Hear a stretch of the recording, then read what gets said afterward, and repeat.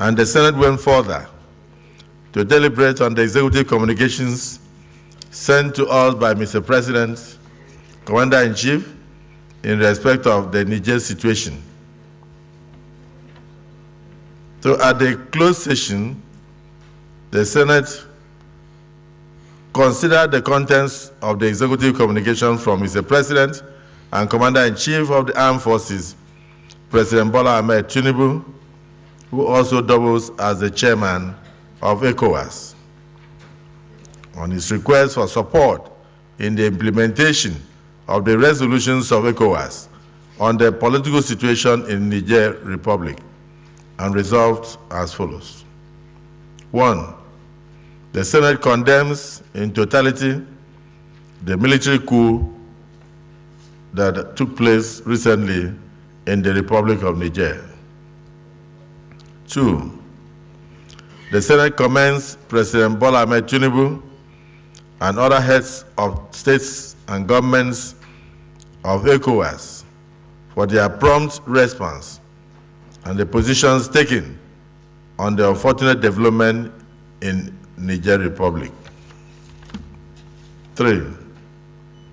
The Senate recognizes the fact that President Tinubu, by virtue of his correspondence, had not asked for approval of the Parliament or approval of this Senate to go to war, as been erroneously suggested in some quarters. Rather, Mr. President and Commander-in-Chief had expressed, and I quote, a wish to respectfully solicit the support of the National Assembly in the successful implementation of the ECOWAS resolutions as outlined in the said communications.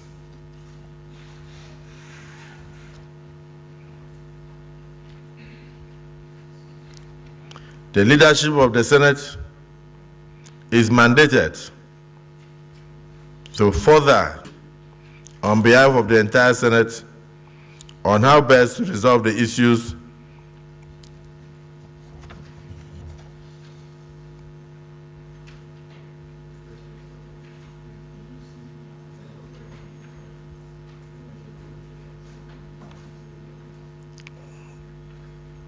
I'll take that again. The Senate calls on the President of the Federal Republic of Nigeria, as chairman of ECOWAS, to further encourage other leaders of ECOWAS to strengthen their political and diplomatic options and other means with a view to resolving the political impasse in the Niger Republic. The Senate pledges the total support of the Senate and, by extension, the National Assembly to the ECOWAS leadership under President Bola Ahmed Tinubu in resolving the political situation in Niger and returning the country to democratic governance in the nearest future. The leadership of the Senate is mandated to further engage with the President and Commander-in-Chief on behalf of the Senate and the National Assembly on how best to resolve the issues in view of the hitherto existing cordial relationship between Nigerians and Nigerians. Finally, the Senate calls on the ECOWAS Parliament to rise to the occasion by equally condemning this coup and also positing solutions to resolve this impasse as soon as possible. Is this a true reflection of what transpired in the closed session? Yes. Those who are in support say aye. Aye. Those who are against say nay. The ayes have it. Leader of the Senate. Thank you, Mr. President. Very distinguished senators of the Federal Republic of Nigeria. The second order of the day is a motion requesting the Senate to consider the request of Mr. President and CNC for the confirmation of the nominations of the following persons for appointment as ministers of the government of the Federation in accordance with Section 147(2) of the 1999 Constitution. 1. Lola Ade-John, Lagos State. 2. Bosun Tijani, Ogun State. 3. Dr. Isiaq Salako, Ogun State. 4. Professor Tahir Maman, Adamawa State. 5. Uba Megari Amodu, Taraba State. 6. Dr. Maria Mahmoud Bonkure, Kano State. And 7. Festus Keyamo, Senior Advocate of Nigeria, Delta State. Mr. President, distinguished colleagues, please recall that so far the Senate has conducted the screening of 41 nominees for ministerial appointments. The Senate will now resume the screening of the remaining nominees. Thank you, Mr. President. And Mr. President, distinguished senators, in order to carry out the exercise in conformity with our Standing Order 12 regarding floor privileges, I will at this time move a motion that the Senate do admit the special advisor to the President on National Assembly matters, the nominees, non-serving senators, and other government officials accompanying them into the Senate chamber. I so move, Mr. President. Minority Leader. Thank you, Mr. President. Mr. President, I rise to second the motion moved by the Leader of the Senate that the Senate do admit strangers into the Senate chambers so that we continue the screening of the nominees of Mr. President for the position of ministers. I so second, Mr. President. The motion has been moved and seconded. Those who are in support of the motion say aye. Those who are against say nay. The ayes have it. Strangers may now approach the Senate chambers.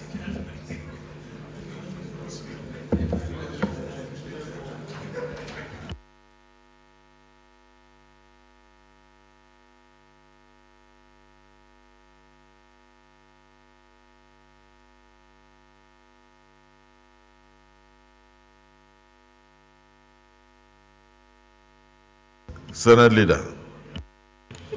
Mr. President, very distinguished colleagues, I will move that the Senate do resolve into the Committee of the Whole to conduct the confirmation hearing. I so move, Mr. President. Minority Leader. Thank you, Mr. President. I rise to second the motion moved by the Leader of the Senate. I so second. Distinguished colleagues, a motion has been moved and seconded that this Senate do resolve to Committee of the Whole to continue the confirmation hearings. Those who are in support of this motion say aye. Those who are against say nay. The ayes have it. The Senate will now go into Committee of the Whole to continue with the ministerial confirmation hearings.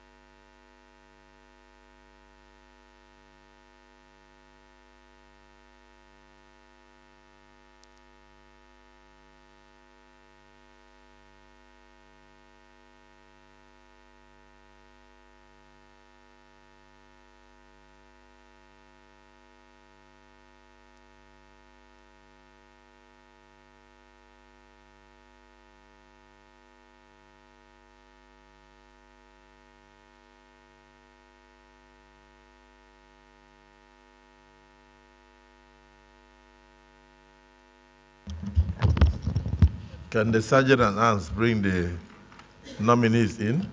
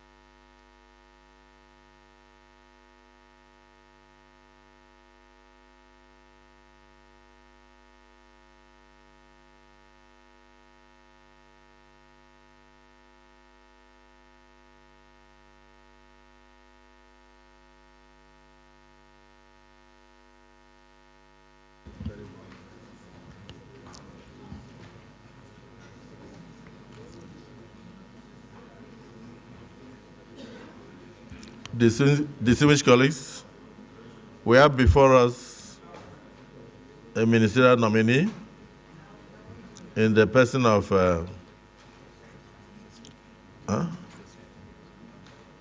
Madam Lola Ade-John. Madam, you may now proceed to give us a summarized version of your resume, bearing in mind that we already have everything here. But if there's any other thing you want the Senate to know, you can go ahead and just use a few minutes to elaborate on them. The floor is yours.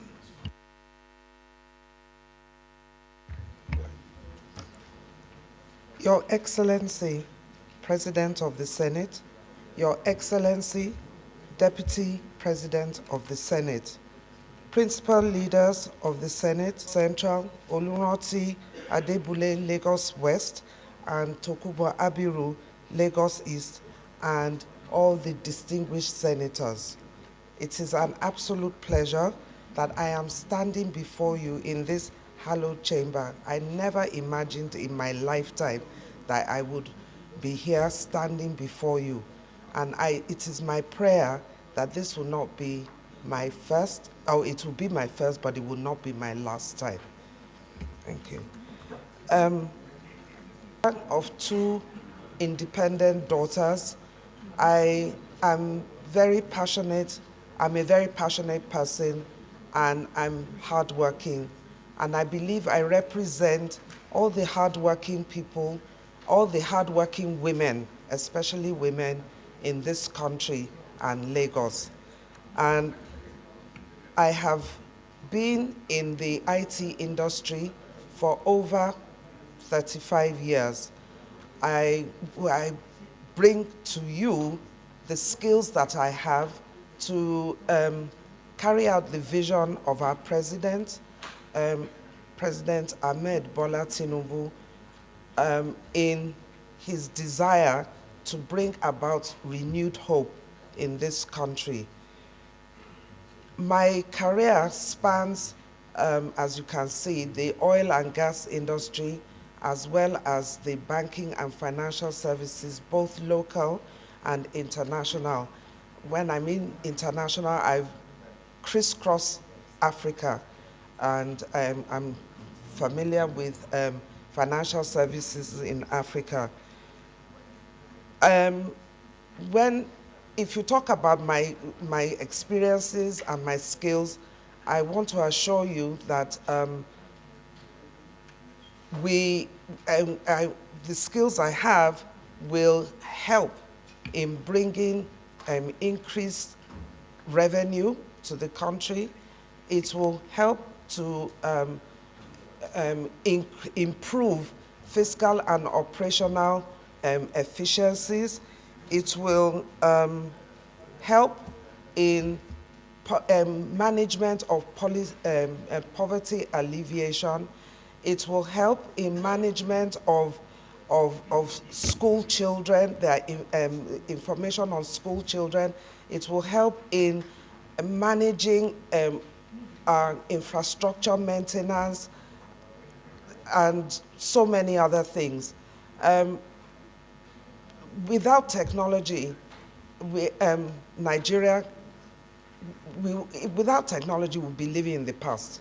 We need to move forward and we need to live in the future, or the present and the future. And what technology has done in their own industries. And I know that with your support, Nigeria using technology will be great. Thank you.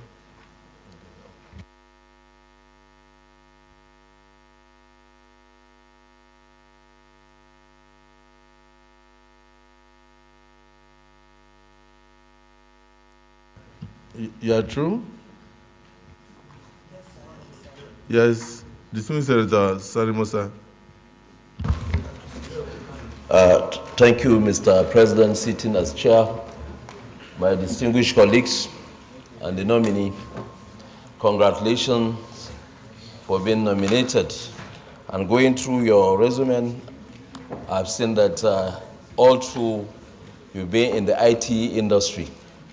And today, digital economy is taking over from products that we export. If you look at the startups, where young Nigerians were able to build some softwares, some applications which have been used, you see major companies from United States coming to patronize them, taking them over. Now with that, a lot of direct foreign investments will be coming into our country.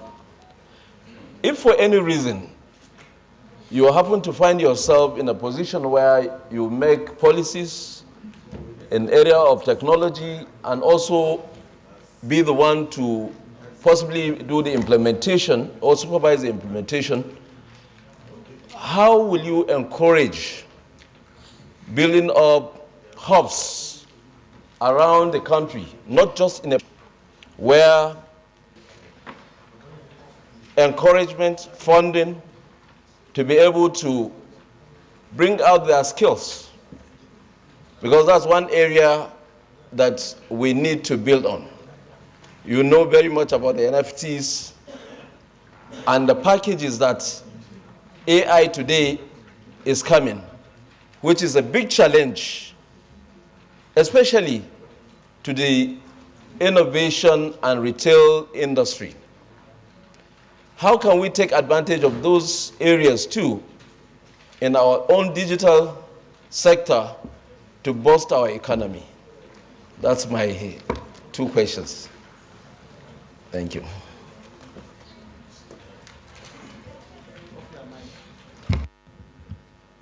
The Chief Whip of the Senate.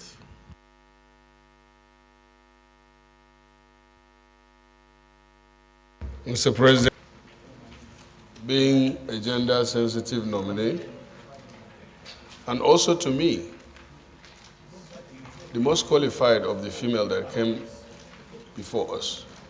You are 64, you are older than me by 2 months, and I believe that even your appearance corporately, and as a grandmother, as a widow.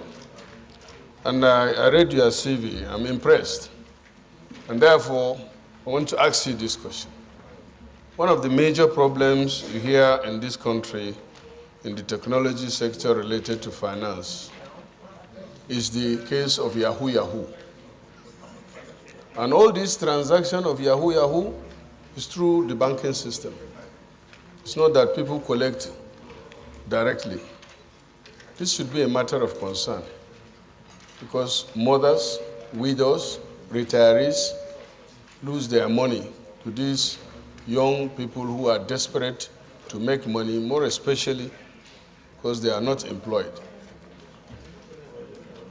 So what do you think you can bring to the table to address this serious challenge we have in the country?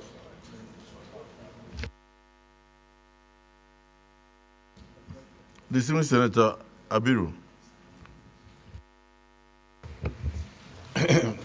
Thank you very much, Mr. President, sitting as the chair, and my distinguished colleagues. My name is Senator Ade-John Abiru, and I represent Lagos East. First, I would like to congratulate Madam Nominee, but I also like to admit that the nominee is somebody that is well known to me for over 30 years, and you can tell by looking at her CV that she has crisscrossed the banking industry, and I'm a product of that industry as well. But her expertise in the banking industry is more in the area of technology, and I can confirm that she had played prominent roles in business transformation and strategy for most of the banks that we have in Nigeria, particularly in the early 90s when we had when we were in the era of the new age banks. I believe very strongly, given the accomplishment that she's made in the industry, I believe very strongly that she's going to bring her expertise to bear in the current administration of our president, President Bola Ahmed Tinubu, particularly in the area of the reforms that are ongoing. And I make bold to say that she will be very useful in the area of business process engineering that is required in most of our ministries today, and the operational efficiency that we need to bring about in terms of improving our revenues and reducing the cost of operational cost of the country. I therefore, on behalf of the Lagos Caucus, will appeal to my colleagues to support our nomination. I so submit, Mr. President, and my distinguished colleagues. Thank you very much. The minority leader. Thank you, Mr. President. Distinguished colleagues, our dear nominee, my name is Simon Mwadkon. I'm from Plateau State, and I represent Plateau North. Mr. President, sir, our dear nominee, my question is, from your resume, I noticed that you have done well in the banking and financial industry. And my question is on this issue of shares, banking shares and other company shares. I've noticed a trend in this country that you see a company that is not doing well, and perhaps at a point in time, their shares is just maybe 100 naira. And they will go to the capital market and negotiate and raise the quality of their shares perhaps to 300 or 400 naira, and then go to the capital market and advertise for people to come and buy shares. And at that time, the shareholding will be 300 naira. But after people have gone and they buy shares, the thing will crumble back to money. And nobody will do something to help the people. There are also times, a company will crumble and there's no security for the shareholders. Their money will be lost. I have lost quite a number of money in many banks and also companies. There's no protection for the shareholders. Once the company goes bankrupt, the shareholders would have lost their money.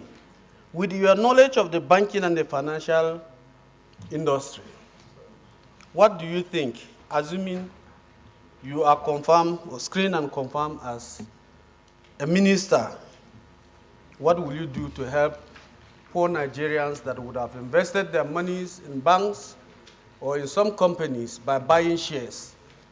And the companies perhaps would have come through fraudulent means to advertise those shares, and nothing is done to protect them. Thank you.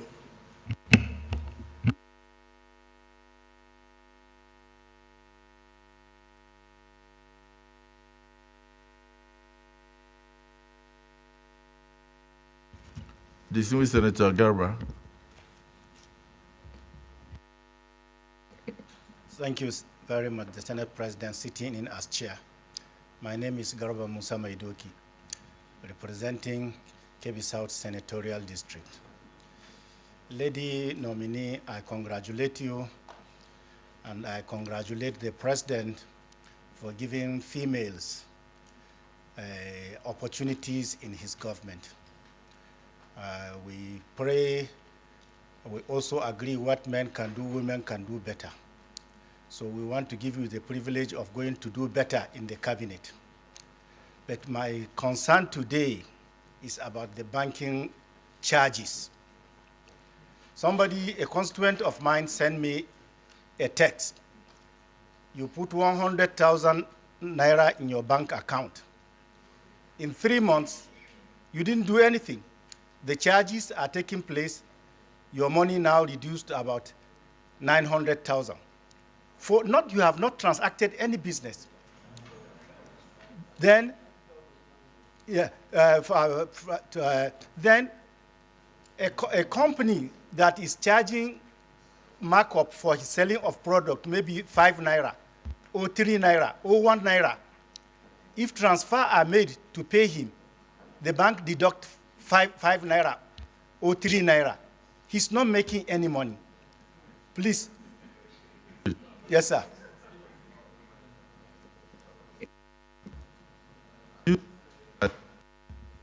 If you put 100,000 in your bank, 3 months later, you come back and say 900,000. Is that, shouldn't you praise the bank?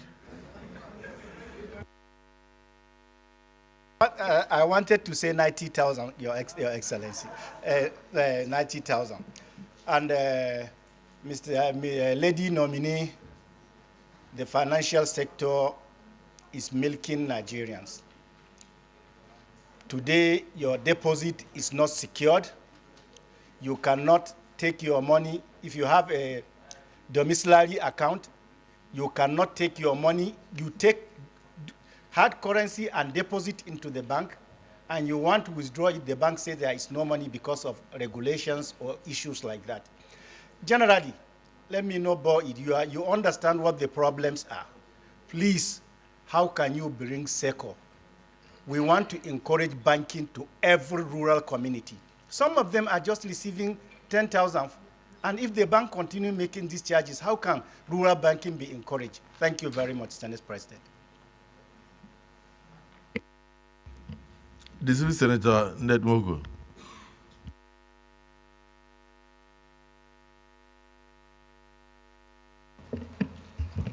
Thank you, Mr. President. And my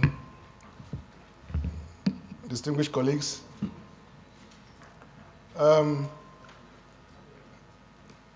my question is a very simple one. As an expert in the banking sector, I've always been concerned about interest rates in Nigeria.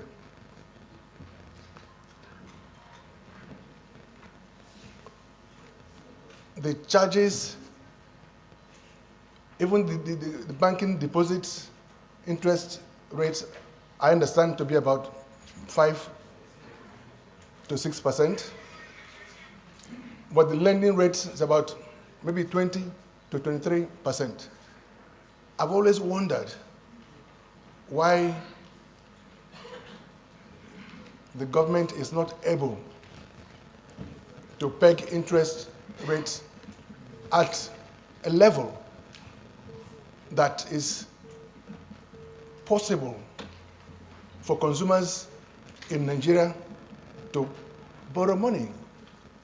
After all, when you go to other nations, you will see that most of their lending rates is between 1% to 5%. And so everybody can prosper, everybody can borrow to buy whatever they want to buy, whether it's for mortgages or for vehicles or whatever. But the consumers in Nigeria are left to the whims and caprices of the banks. The banks make huge profits at the end of the day. Is there no possibility that a government cannot ensure that banking interest rates are maintained to a barest minimum for the interest of consumers? Thank you, Mr. President. The nominee, please let us hear you answer those few questions, and then others will still have the opportunity to ask. Thank you. Thank you, Your Excellency. In response to the distinguished senator's questions on bank charges and interest rates, I'll take those two together. These are determined by central bank. Central bank also takes directives from the presidency and the economy at large.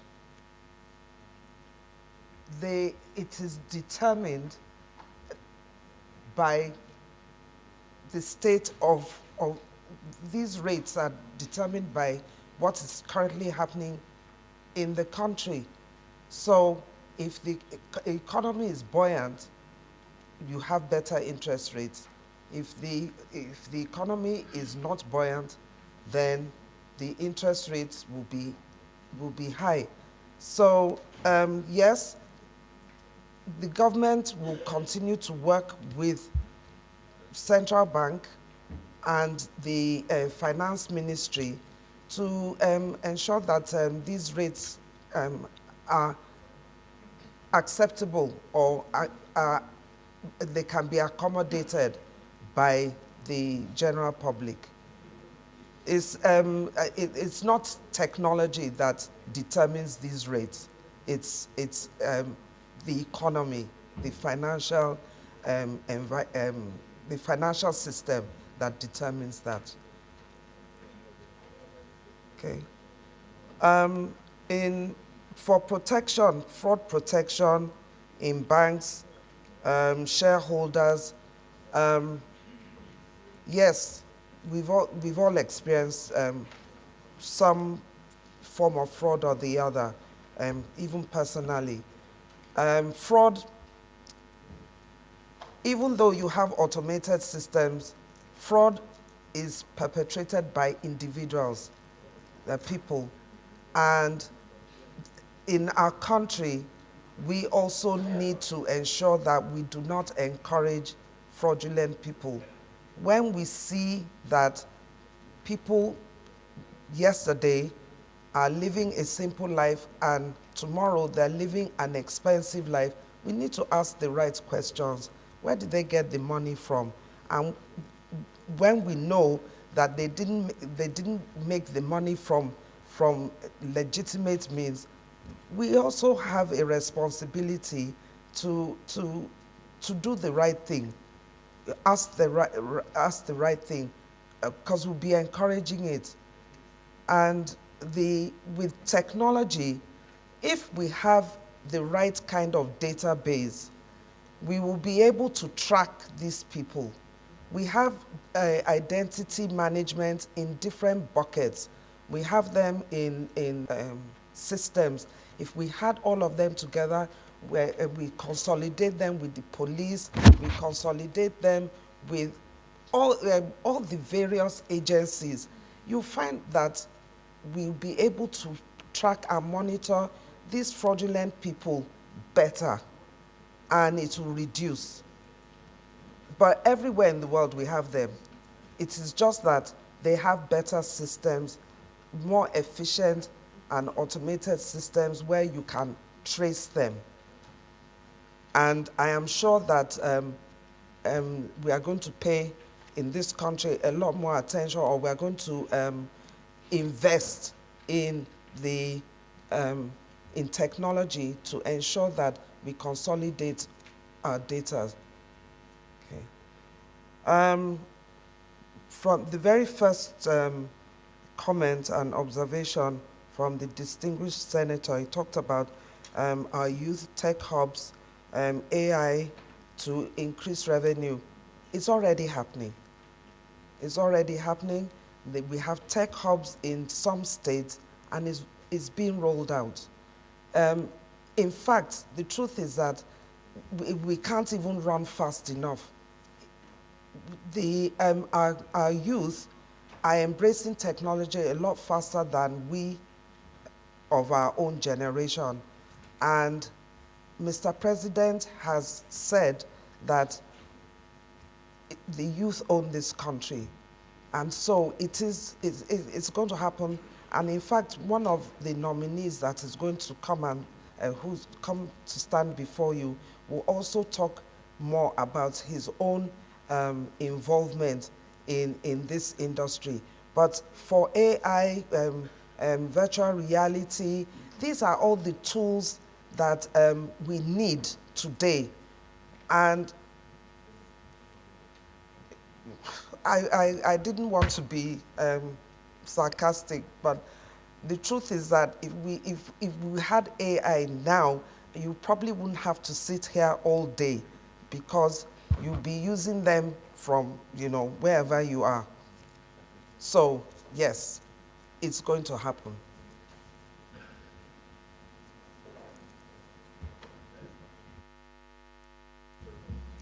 Distinguished Senator Abiru, and you want to say something? Okay, because I don't want to marginalize the Southwest. Distinguished Senator Wasu.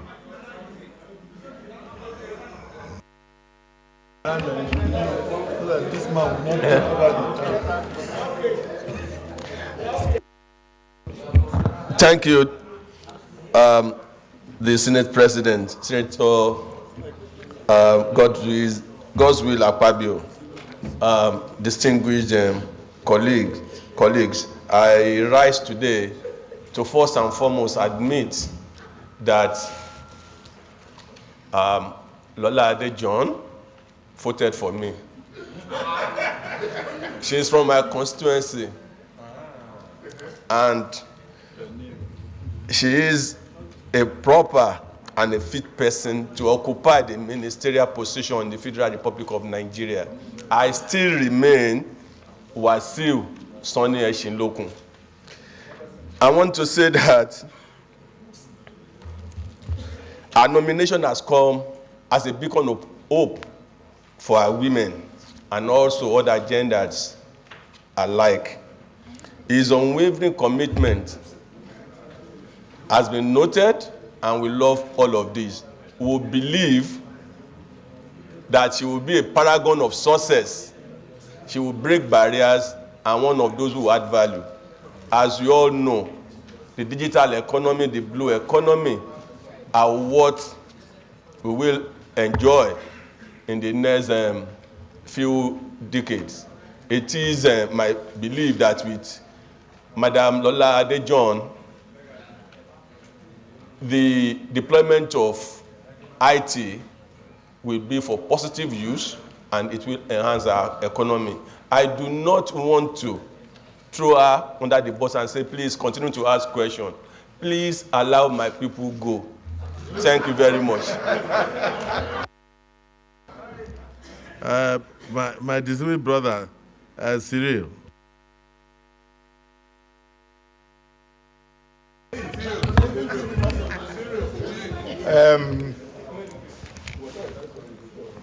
The Senate President, sitting this afternoon as chair, distinguished colleagues, very few of us are familiar with the nominee before you. And I'm also shocked when you call her Madam Lola Ade-John, because the woman standing before you likes to be called Lola. My paths crossed with Lola Ade-John as a banker in 1998, Access Bank, to be very specific. I was a banker. And this woman standing before me was my boss. I wasn't working under her. This woman standing before Nigerians in the entire banking industry, 98% of heads of IT are men. She's one of the few in Nigeria that heads IT department in banks. You can see her CV from Shell to Magnum Trust to Access Bank. That was where I met her. This afternoon when I saw her, I was shocked. It is just for all of us. Let me tell you, it is, yes, positive shock. It is just for all of us to remember one thing in life, that our paths can still cross in the future. And whatever you do today, you are going to repeat tomorrow. Lola Ade-John was a nice AGM when we were in Access Bank. She was a very good person. She never discriminates. She respects everybody. I can continue. Mr. President, she is an uncommon lady. a technology guru. I am also shocked when a lot of us ask questions. In the banking industry, Lola is not a front office trade, investment or something, are meant for front office, like Tokumbo Abiru, like myself. We were commercial bankers. We could answer you better. But these are the people that secure your funds in the bank to ensure that there is no fraud. Let Lola plead. Senate President, sir, distinguished colleagues, we need Lola in this government. We need a Lola. Lola left UI as a second-class hopper in real department that a lot of us will find difficult to pass through. Computer science. Lola is brilliant. Lola is good. Let Lola go. Let Lola breathe. Thank you.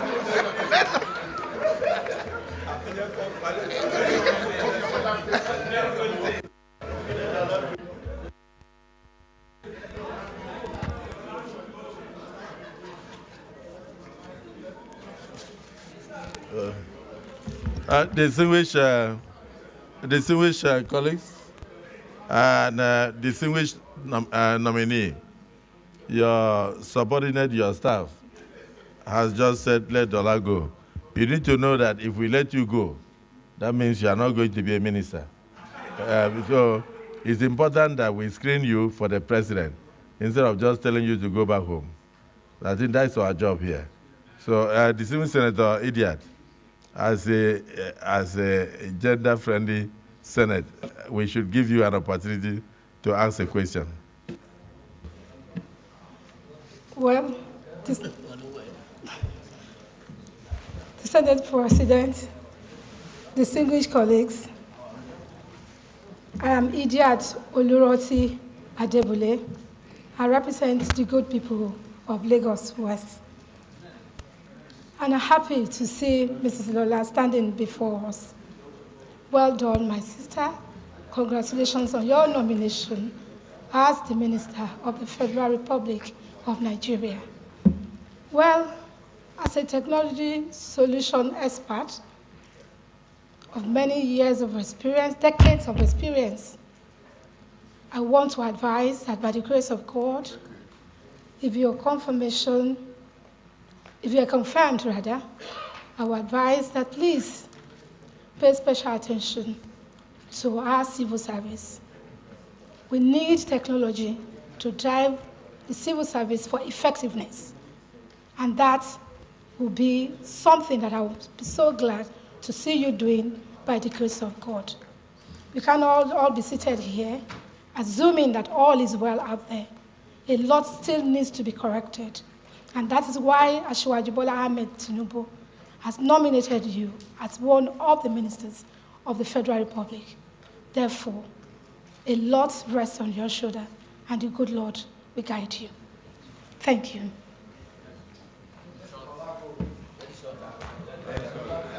And on that note, Your Excellency, permit me, may I crave your indulgence to allow Lola Ade-John to take her leave of the Senate. Thank you.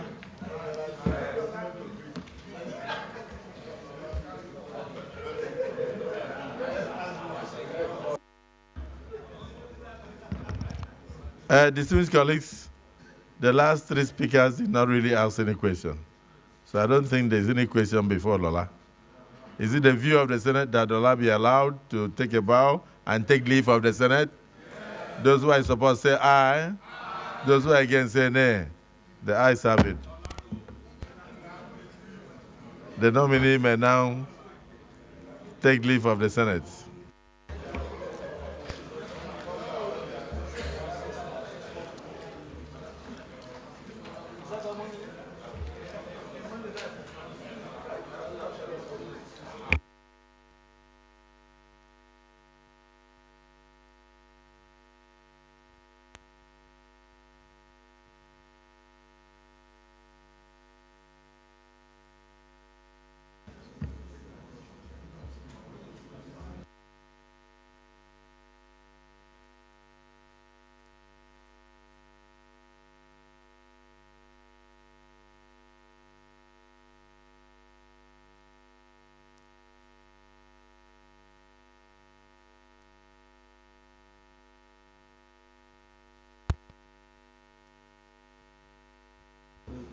Yeah. Distinguished colleagues, we have a nominee before us in the person of Dr. Bosun, Tijani, right? Can you just give us a brief resume of yourself and thereafter answer questions from distinguished senators?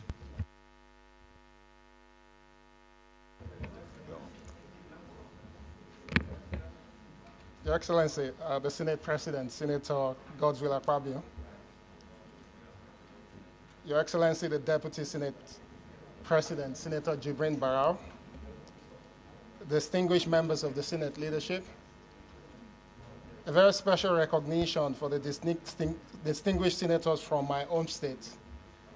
Senator Shuaib Afolabi Salisu, Senator Olamilekan Adeola, and His Excellency, Senator Otunba Gbenga Daniel, and of course, all other distinguished senators of the Federal Republic of Nigeria. My name is Dr. Bosun Tijani. I'm from Itoko in Abeokuta South local government area of Ogun State. I was born in Agege, Lagos State, and happily married with 3 kids. I stand before this esteemed chamber today, humbled and honored by the trust reposed in me by His Excellency the President, Bola Ahmed Tinubu, GCFR, as a ministerial nominee of the Federal Republic of Nigeria. I extend my heartfelt gratitude to Mr. President for nominating me to serve in this crucial capacity, and to the Senate for giving me the opportunity to present myself for screening. My journey into public service has been driven by a deep-rooted passion for our great nation and an unyielding commitment to its progress. Throughout my career, I have been privileged to witness firsthand the untapped potential and boundless possibilities that Nigeria holds. However, I'm also acutely aware of the challenges that lie ahead of us. And it is with this sense of purpose and determination that I present myself before you today. At this point, I would like to share a bit of context as to who I am and what I can contribute in support of Mr. President's agenda, of course subject to your confirmation. Academically, I hold a bachelor's degree in economics from the University of Jos, a master's degree in information systems and management from Warwick Business School, and a doctorate degree in innovation and economic development from the University of Leicester in the UK. In addition, I've also attended several executive and professional courses in innovation, leadership, and economic development from institutions such as the Harvard Kennedy School of Government, Stanford University, and the Africa Leadership Institute. I am a fellow of the Center for Democracy, Development, and Rule of Law at the prestigious Stanford University, and I'm also a Desmond Tutu Leadership Fellow. At the minute, I'm an adjunct researcher focused on digital epidemiology at the Nigerian Institute of Medical Research, and also an adjunct researcher with the Wits School of Governance in South Africa. With focus on driving the application of knowledge for enterprise and economic prosperity, my career path has taken me through roles with the International Trade Center in Switzerland, with Hewlett-Packard also in Switzerland, and Pera Innovation Network in the UK. I returned to Nigeria to co-found Co-Creation Hub in 2010 as Nigeria's first technology innovation hub, which has now grown from Yaba to become the largest technology hub in Africa, with physical presence in Kenya, Rwanda, and Namibia. We also deliver projects and activities that reaches over 17 countries in Africa. I've also been privileged to offer my service in support of critical industry advisory groups in Nigeria and abroad, including as a member of the Presidential Advisory Group on Technology and Creativity, also as a member of the UK Advisory Committee on Digital Access Africa, as an advisor and committee member to the National Economic Summit Group on Science and Technology, as a current member of the Project Steering Committee of Lagos State Government Technology Cluster for Yaba, and more recently as a member of the Expert Advisory Group to the European Commission on mainstreaming technology and innovation in the relationship between Africa and Europe. I believe and care deeply about the potential of Nigeria as a prosperous country that is driven by innovation.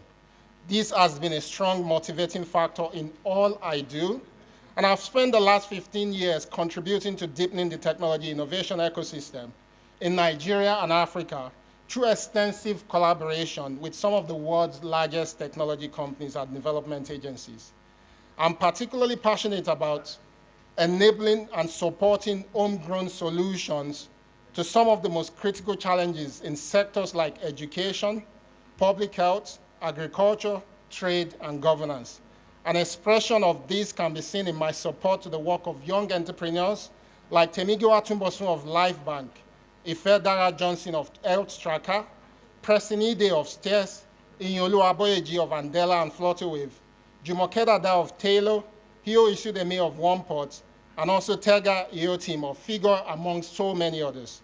It is my conviction that we must prioritize the role of technology and innovation in raising the productivity level, financial services, manufacturing, agriculture, transportation, security to our GDP. Many of the prosperous nations that we admire have been built on a strong foundation for innovation.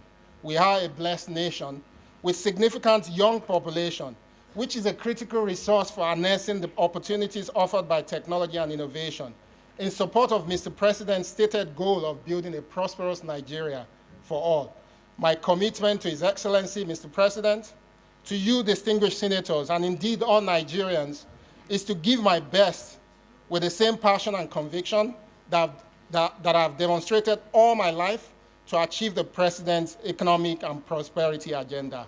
I look forward to working with all stakeholders across government and the organized private sector to provide intentional support that empowers the best of our young population so they can continue to contribute to the achievement of the prosperous, inclusive, peaceful society that we all desire. Thank you, distinguished senators, for your time today as I look forward to working with you all to achieve our collective goals for our great nation, Nigeria. God bless His Excellency the President, and long live the Federal Republic of Nigeria. Thank you. Distinguished Senator Abdul Fattah Buhari.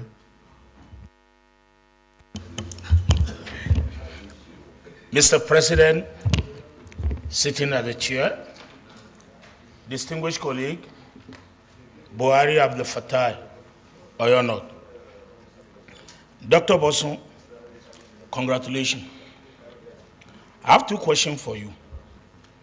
Number 1, on the 29th of July, 2019, you tweeted against the passport and citizens of Nigeria. Do you still believe in that your tweet today? That's number 1.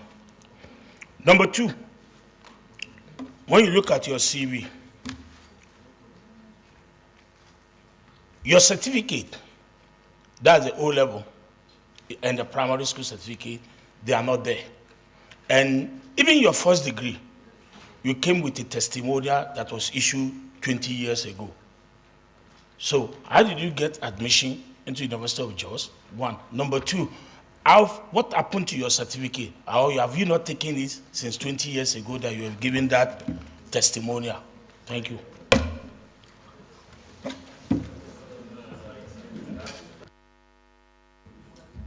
Please take that first question again. Take the first question. Yes, take it because many senators did not hear you. Thank you, Mr. President.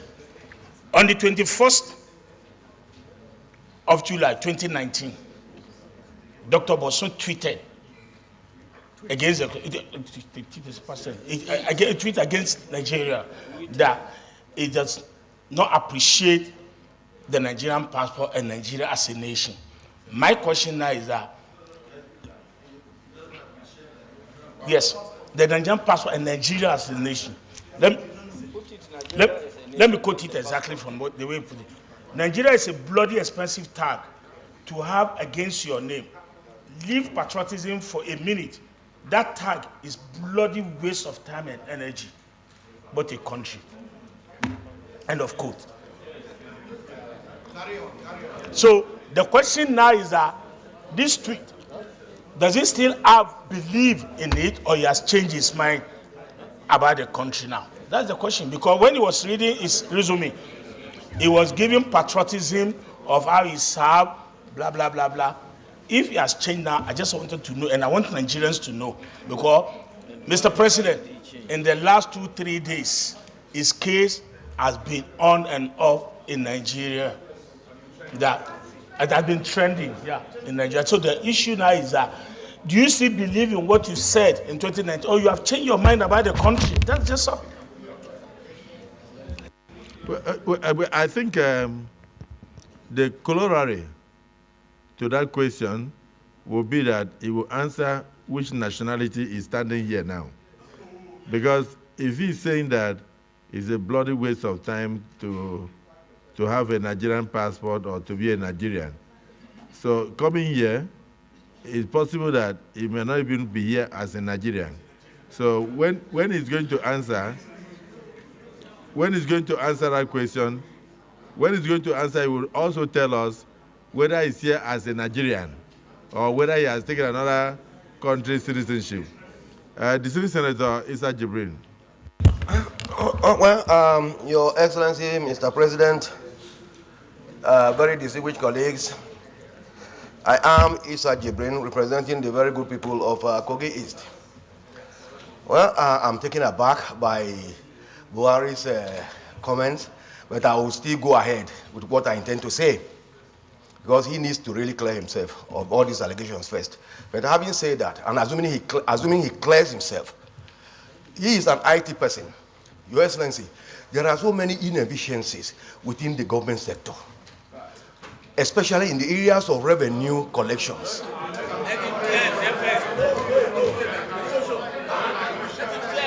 Okay. You should clear yourself. It's okay. Ask that question from the Okay. Nigerian. Ask the question from the Nigerian.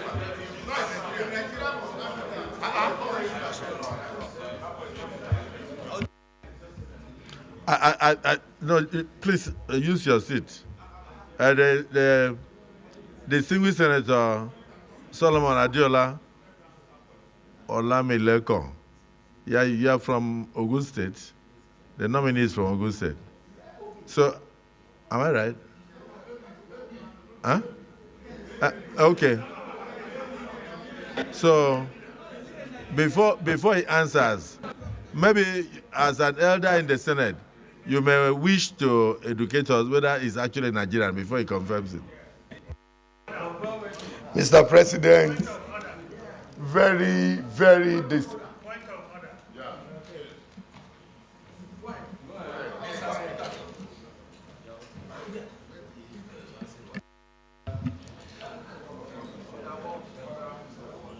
Mr. President, sitting as chair, my name is Mohamed Ogoshionao.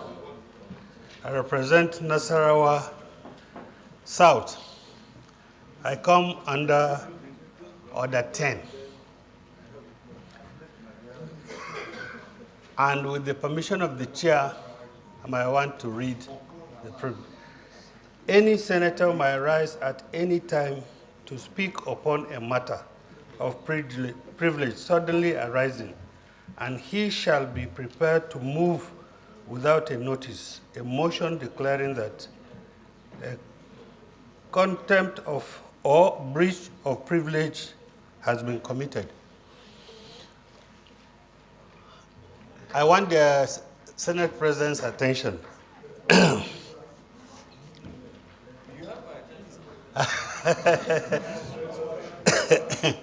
Sir,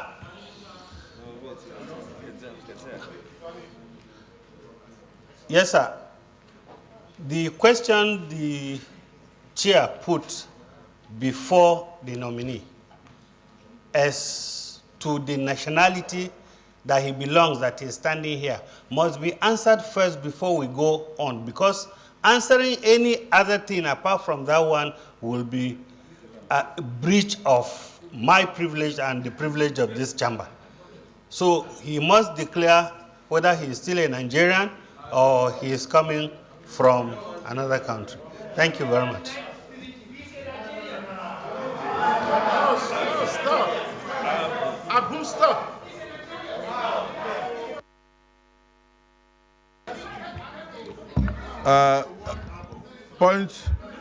Point of order is sustained. Nominee, please go ahead and answer the question whether you are still a Nigerian and whether the tweet came from you. Then from there we proceed. First, I want to put on record that we are very appreciative. We are very appreciative of Mr. President for discovering talents like you and bringing you to the fore, and particularly for giving the opportunity to very young people. If it's something that you did because you were very young, and now you are getting a bit older, you let us know. And if you are still a Nigerian, let us know. But we believe you have impeccable credentials, and we are very impressed that young people are being given opportunity to join this government. So don't get us wrong. We just want to know whether you are from Sierra Leone or some other place, since Nigeria is not good. Please go on. Thank you, Your Excellency, the Senate President. Thank you also for bringing up this issue, distinguished Senator Buhari. I'm going to ask that you please listen to everything I say as if I'm your son, because I will speak from my heart, and everything I'll say today can be proven. I've spent the last 15 years of my life going all across the world, looking for people to support young people who believe they can use technology to help lift this country forward. I've done this in so many ways, very loud and subtle. One of the most subtle things I've done is that since founding my company, we've opened now in 4 countries. And every time you get to the lobby of our office in this country, you will see an artwork there. And embedded in that artwork is the flag of Nigeria. Embedded in that artwork. If you go to the Kigali in Rwanda today, you will find that. If you go to Nairobi, you will find it. If you go to Namibia, you will find it. Everywhere we go. In 2019, as a sequel to something I did with Google, the business I do, which is to support young people to build businesses, require that they raise money.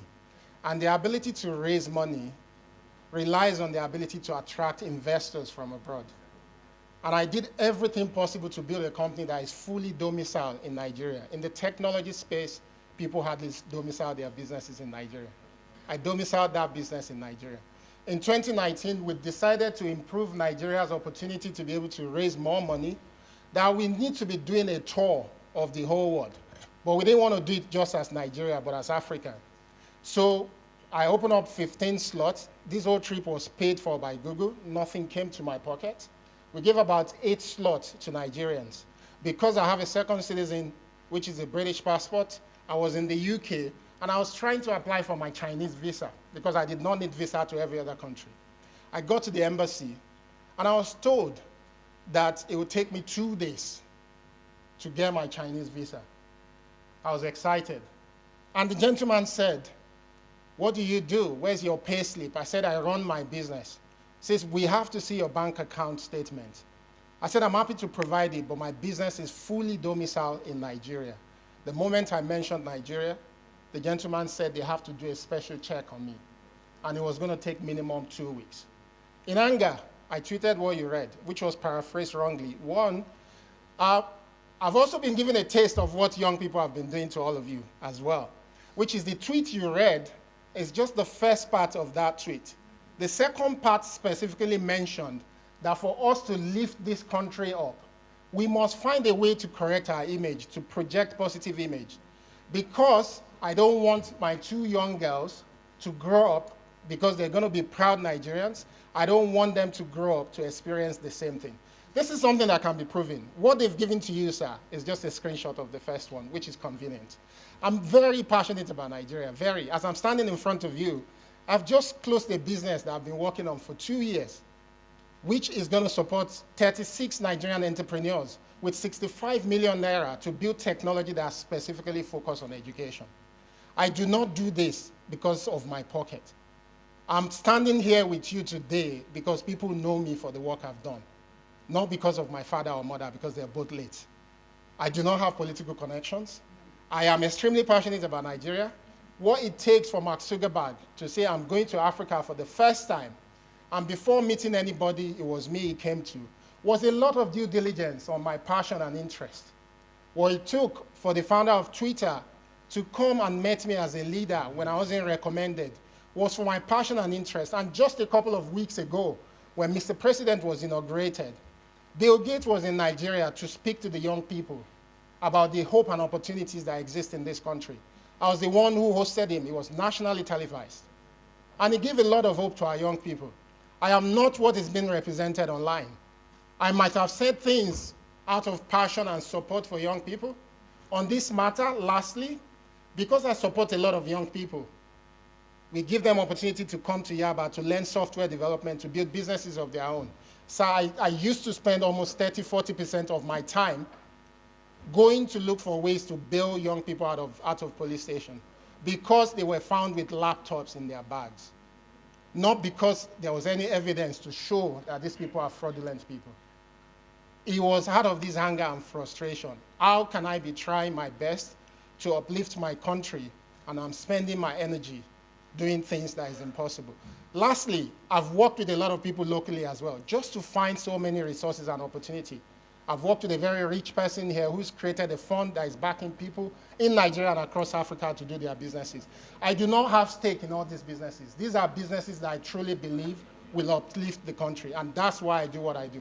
So Senator Buhari, please, I urge you that give me the opportunity to show you the entire tweet that has been passed on to you. That is not me.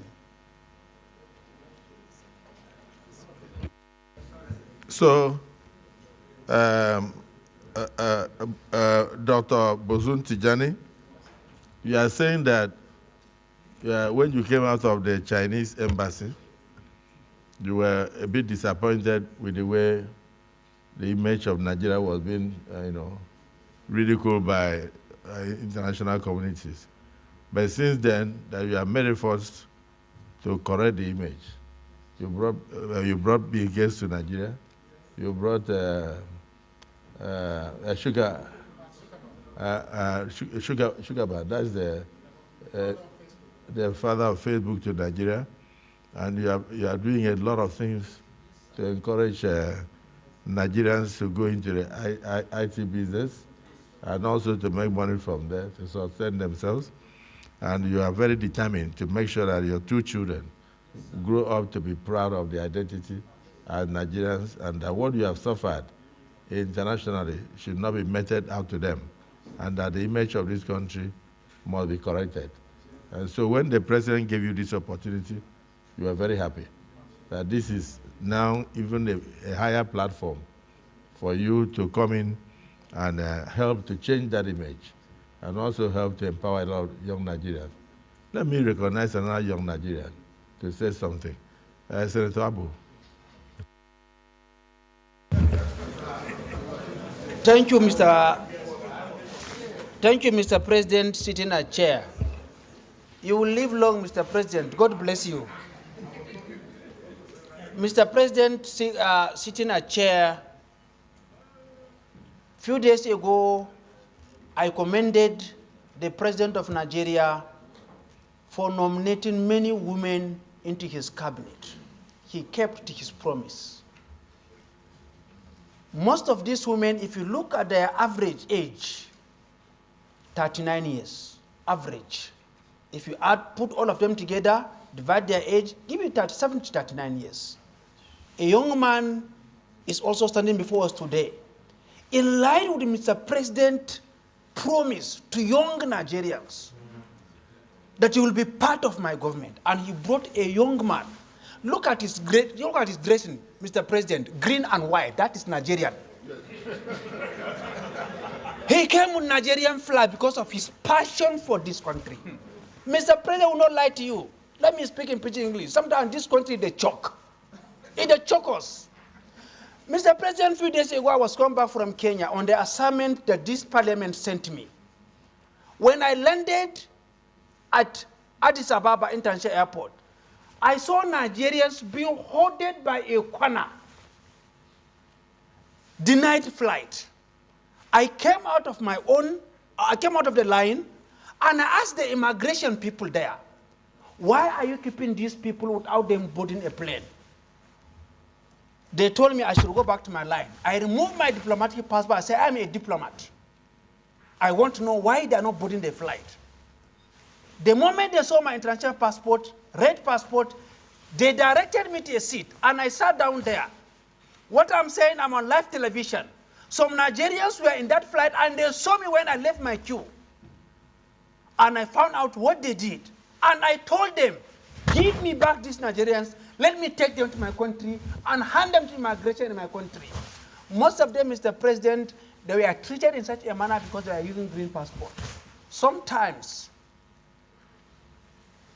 when young people tweet what they tweet and they express their frustration on social media, I want you to know that we are doing this out of the love that we have for this country. Not that we hate this country. We have nowhere to go. This is our country.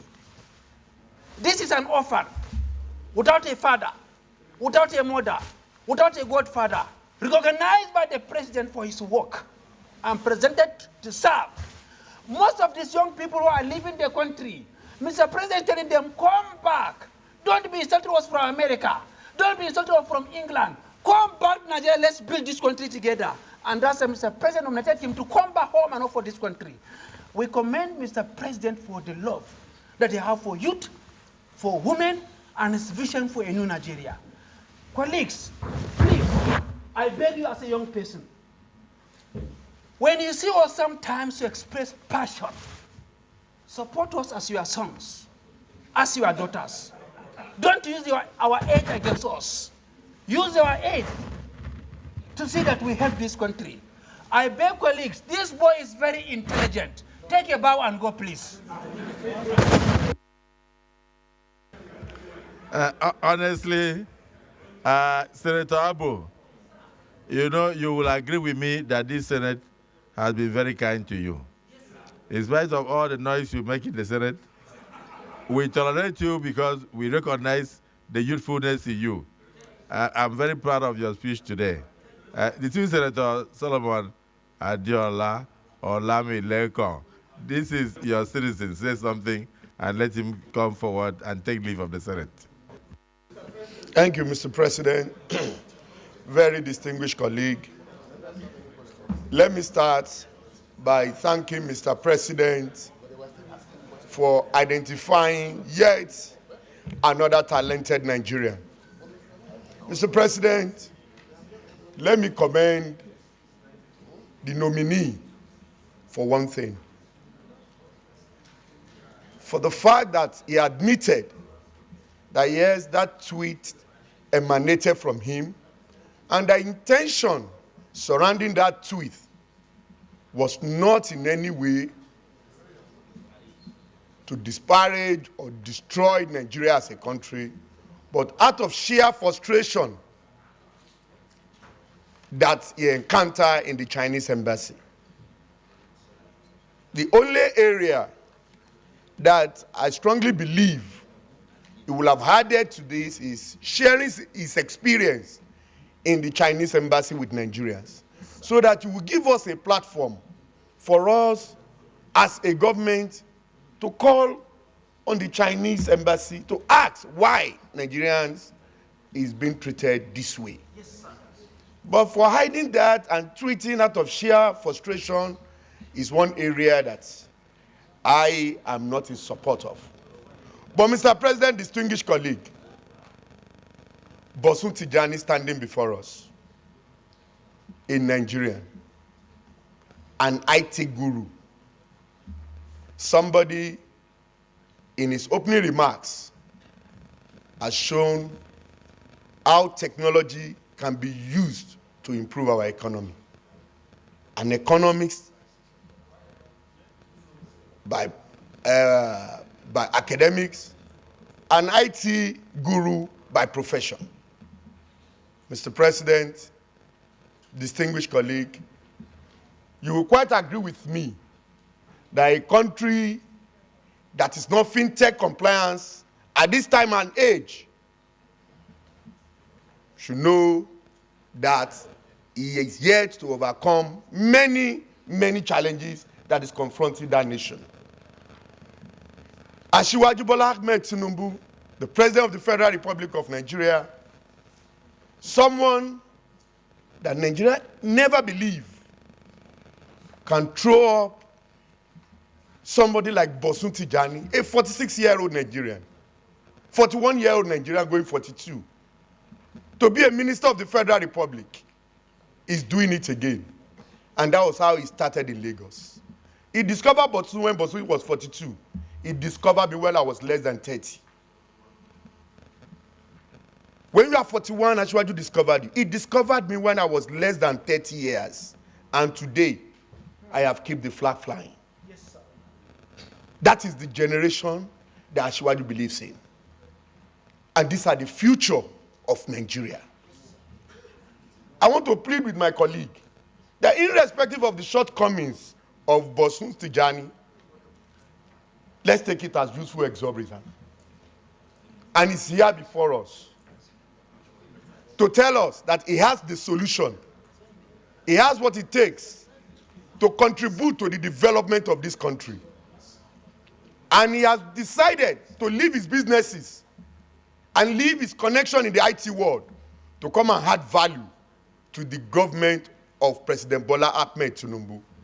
I want to plead with my colleague that don't let us throw away the baby and the water.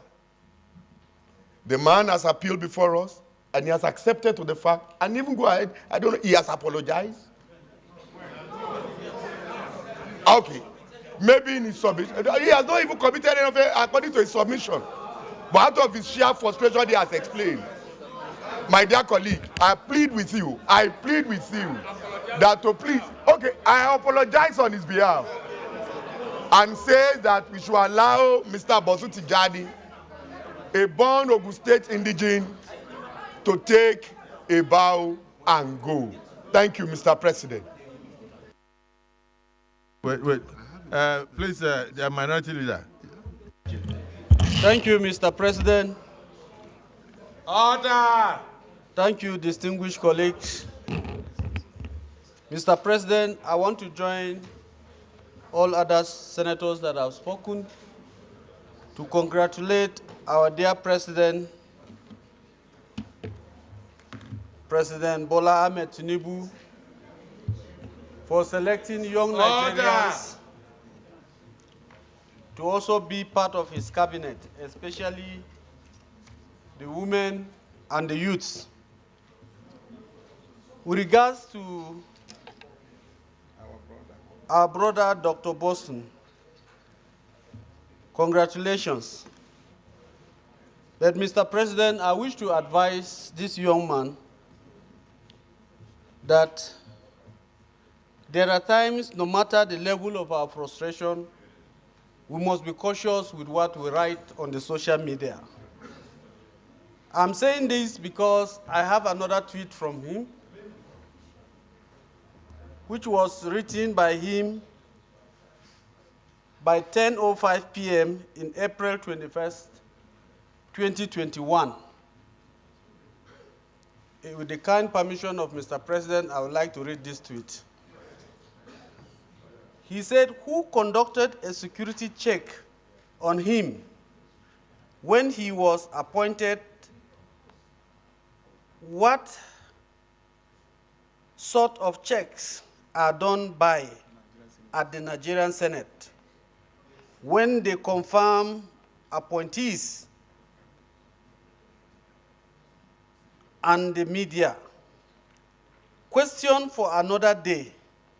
Until we ask the right questions, these morons will continue to take us for granted." Mr. President, sir. Mr. President, I want to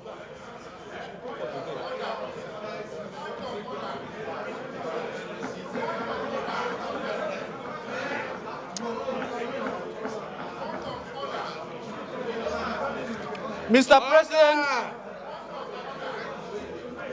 like I said earlier, order. This is a young man who is well-read.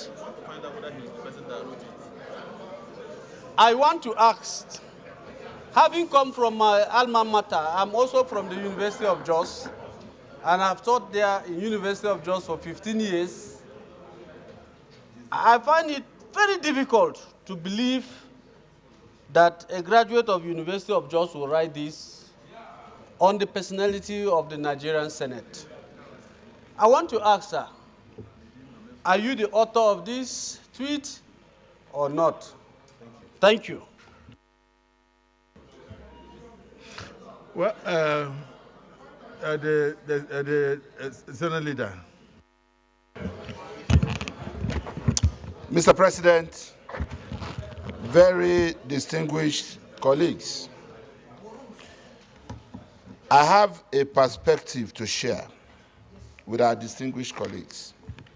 And I have a perspective to share with Nigerians, especially those among our youth who in the last 48 hours, since the name of Dr. Bosun Tijani was sent to this hallowed chamber as a ministerial nominee, our youth are divided on this matter. There are some who are supporting him. There are some who are also sharing other tweets from him similar to those that have been read out here. The truth about it is, beyond these two tweet messages, there are some other ones being shared online. And what is the underlying thing here? And what is the perspective that I want to share? Consider the dates of these tweets and recall the events that took place in Nigeria.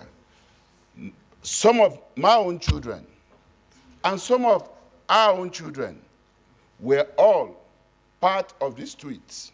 Standing before us, sir, is an end-SARS protester, if you can so classify him. That is the truth about it. My own daughter, who was not born in Nigeria, I didn't hide my family in the US. I didn't take my family out of Nigeria after I came into public service.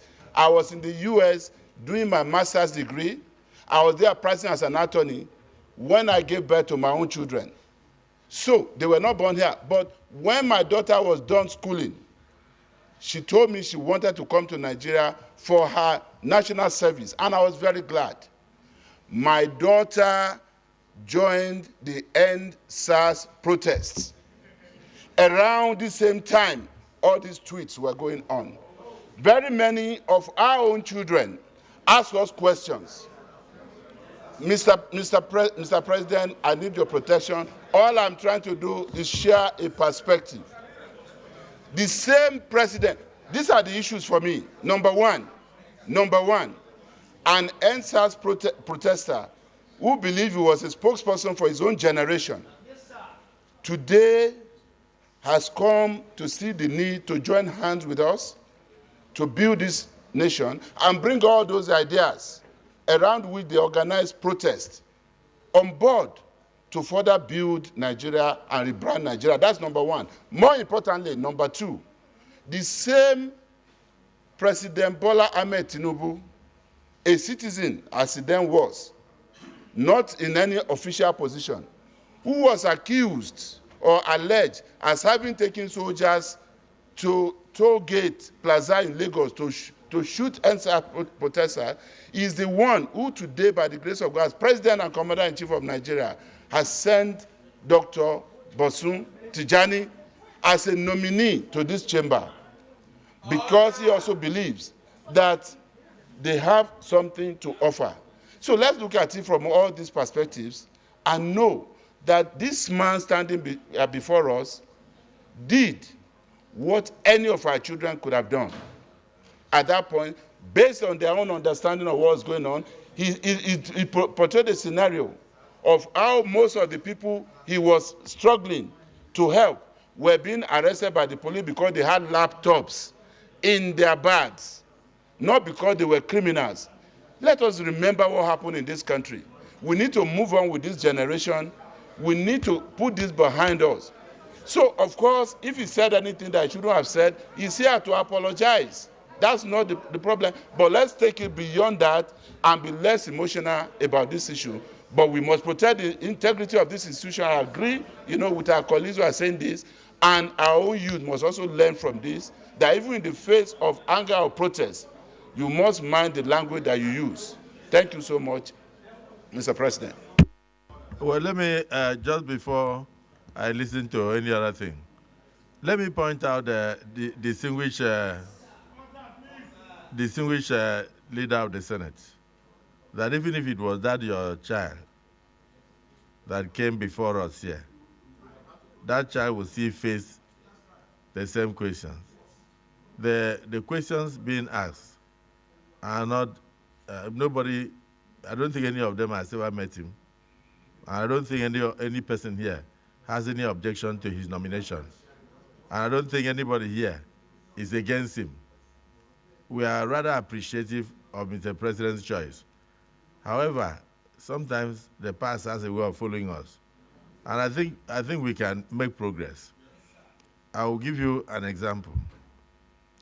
The National Digital Economy Policy and Strategy 2020 to 2023 that involves ICT parks, entrepreneurship, innovators, youth empowerment, which will break it down to solid infrastructure, soft infrastructure, service infrastructure. All these policies, he was part of those who developed these policies that he believes can empower young people. When Mr. President was coming on board at Eagle Square, I said that I learned a lot from him when he was governor. I turned boys into men. as a governor in my state, and that he will come if he won the election to be president in Nigeria, that he will turn a lot of Nigerian boys into men. I think this is one of such.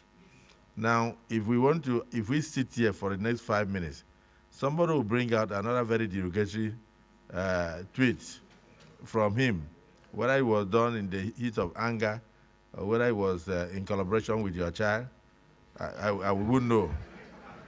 But the major thing there is that he has a very good opportunity on live television to tender apologies to his elders for his youthful exuberance and his mistakes, and we move on. Dr. Tijani, Dr. Bosun Tijani, this last tweet and many others that will come, like the one you called your elders. Look at somebody like Senator Gumel. I'm sure he was in the Senate there when you said that he was a moron. So do you still believe that senators are morons? Or do you have an apology to make? If you can tender an apology, we can move on. And then if you also believe now in your Nigeria, we can still move on.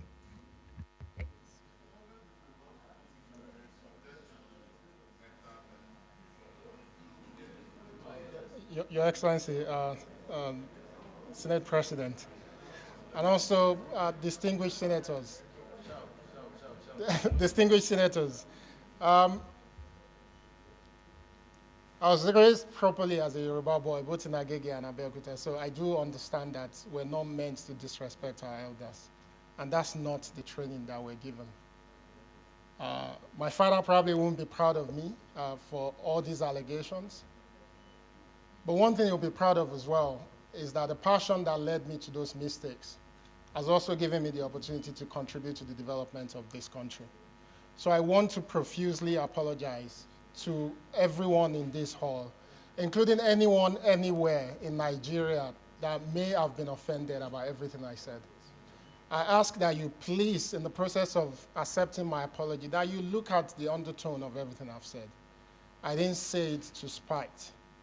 I said it out of frustration and love. So please accept my sincere apologies, please. Off the mic. Off the mic. Off the mic.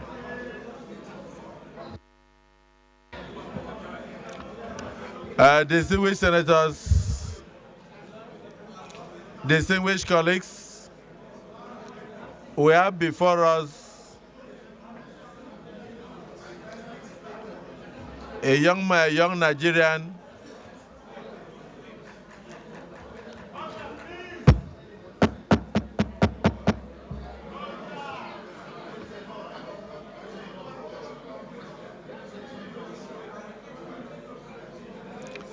Senator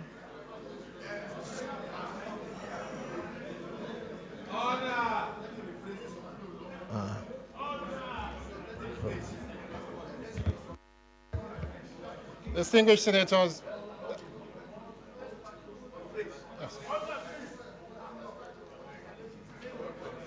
Distinguished senator, please again accept my apology if I went too far in explaining. I'm absolutely sorry for everything I've said. I'm sorry. Distinguished senators, we are all fathers, except for Senator Jimmy Kuta, who is not yet married. We are all fathers, and our children do err. We cannot throw the baby with the bathwater away. We recognize his intellect. We recognize his contribution. We thank Mr. President for being a forgiving father, despite all these tweets. And I think on behalf of the Senate, I want to accept your apology and keep up the good work of creating opportunities for young people to grow, so that they will not have the kind of anger that led you to make all those tweets. Your apologies are accepted. Congratulations on your nomination. You may now step forward, take a bow, and leave. Point of order, Mr. President. No, not on this matter. Not on this matter. Not on this matter. Point of order. Yeah?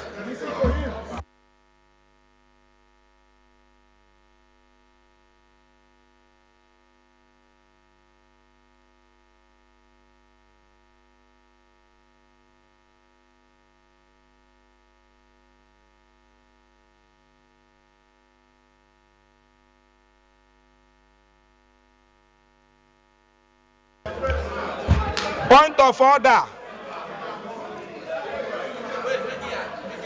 Yes, sir.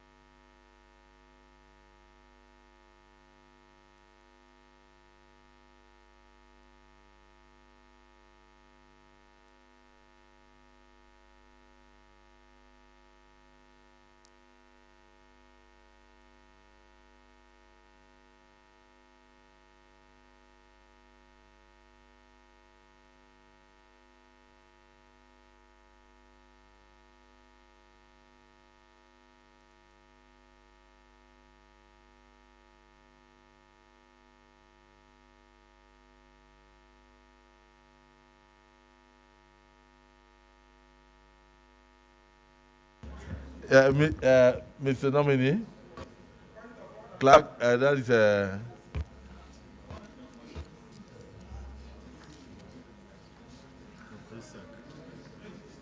Salako, Adeboye, right? Welcome to the Senate. We are only doing confirmation screening. We are not doing approvals and confirmation yet.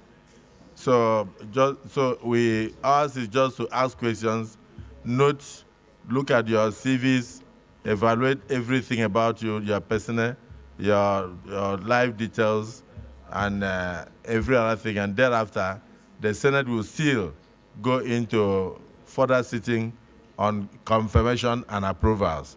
So this is just screening. So please, let's not exhaust all our bullets. If you have anything against any nominee, when we are going into the confirmation and the approvals, before we forward to Mr. President and Commander-in-Chief, you still have a right to bring it up. From your resume, give us a very brief summary. And please, let's just use 5 minutes or 3 minutes to give us a brief summary of your resume, your person, where you were born, and if you don't know the name of your village, say so, and thereafter you answer questions from the civil senators.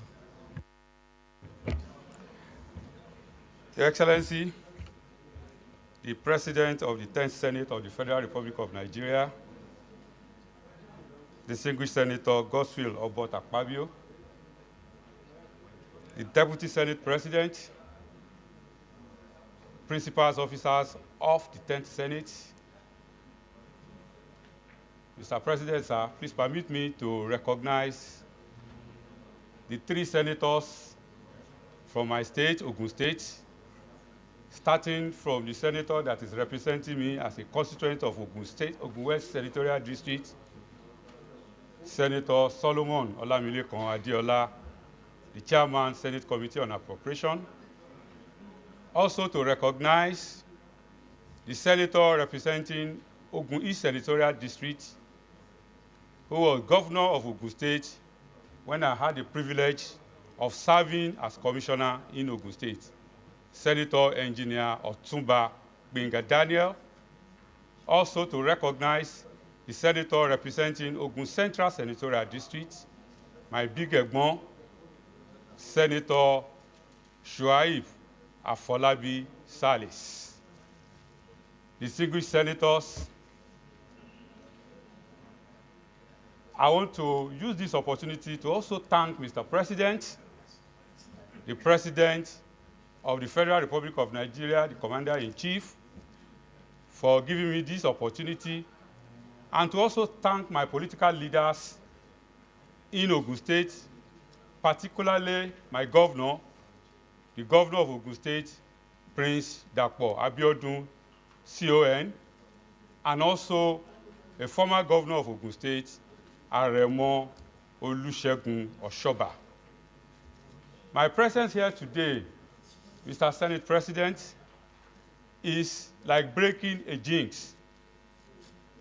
By nominating me, the President of Nigeria, and my governor have broken a jinx, because since the inception of this democracy, this is the first time somebody from my senatorial district will have the opportunity of being nominated to be a minister of the Federal Republic of Nigeria. And in the history of Nigeria, under democratic rule, this is the second time ever. So what Mr. President and my governor has demonstrated is to show that when they talk about inclusivity, it is not only about political leaning, it is about the diversity in Nigeria, everybody being given a voice. And I would like to thank Mr. President and the governor for this opportunity. I also want to thank the Senate, sir, because I know that most senates in the world, most parliaments in the world are on recess. But this Senate have decided to shelve their recess to treat this matter. I want to sincerely appreciate the Senate. Once again, my name is Salako Isiaq Adekunle Adeboye.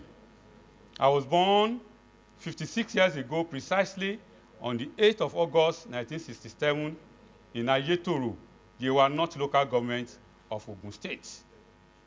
I am a full homegrown boy. I have studied all my life, all my school in Nigeria. I believe passionately in Nigeria. I believe that Nigeria is a gift to the black race, and that everybody must join hands to make Nigeria great. I have never conceived and I've never attempted to travel out of Nigeria because I believe in this country. My primary education was at the United Primary School at Ayetoro, after which I proceeded to the prestigious Abeokuta Grammar School for my secondary education. I then went to the then Ogun State Polytechnic, now Moshood Abiola Polytechnic, for my advanced level, before going to the prestigious University of Lagos, where I studied medicine and surgery. While a student in University of Lagos, I was a student leader, and I participated actively in all student political activities. I was president of my faculty. I was a parliamentarian of the University of Lagos Student Union. I was very active.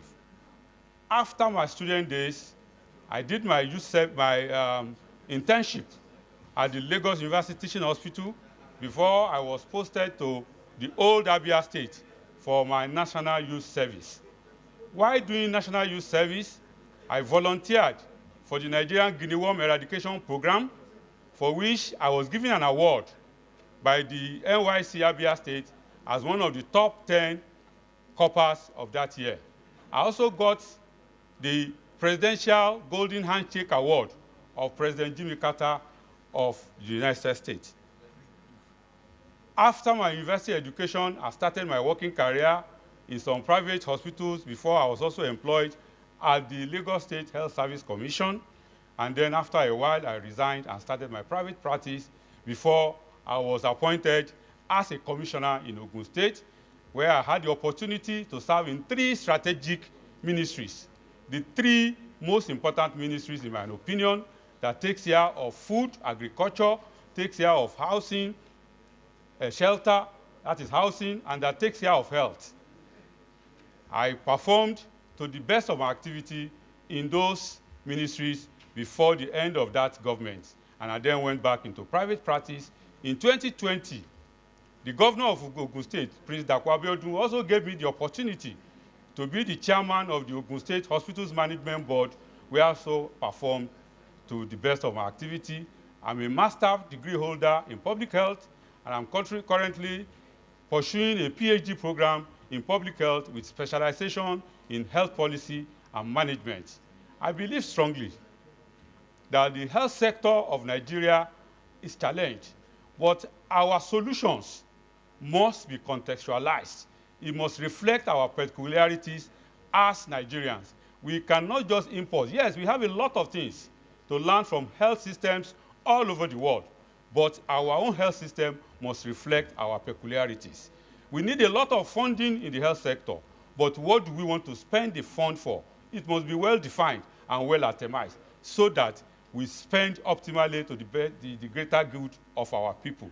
At the moment, our health structure, our health system is basically focused on curative care, and we need to do a lot more with prevention. Thank you very much, Mr. President, sir.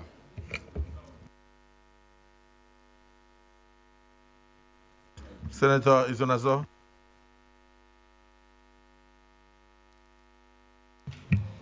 Thank you very much, Mr. President, sitting as chair.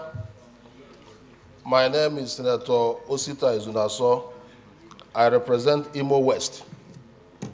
Mr. Nominee, congratulations for being the first person from your senatorial zone to be so nominated. I'm interested in your CV. I've gone through it and I've seen a lot of things that you have done, both in the private sector and in the public sector. Particularly of interest is the fact that you are doing your PhD right now on health policy and management. But my worry is about NHIS, National Health Insurance Scheme, which we started about 25 years ago. And the overall aim of it is to provide financial barrier for families to have access to health care. But is our NHS, is it really working? Because if you have a medical emergency now and you are rushed to the hospital, you might not be treated if you don't pay money. So if you are made a minister for health, what are those reforms that you are going to bring to bear so that we can make the NHIS more workable and more affordable for Nigerians?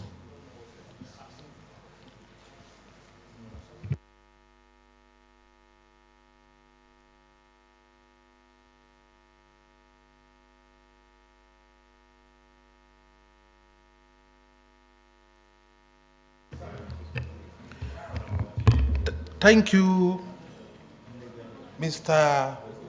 Senate President, sitting as chair, for the opportunity given to me to talk, and my distinguished senators. Gide Ipinjagba is my name, from Ondo North Senatorial District. I have to congratulate you for being nominated. And at the same time, I can predict that you might find yourself in the Ministry of Health. Now, my major concern is this. I want to talk about the local content. Local content has been very, very successful in the oil and gas section. But coming into the medical line, you can see our people selling the herb sellers.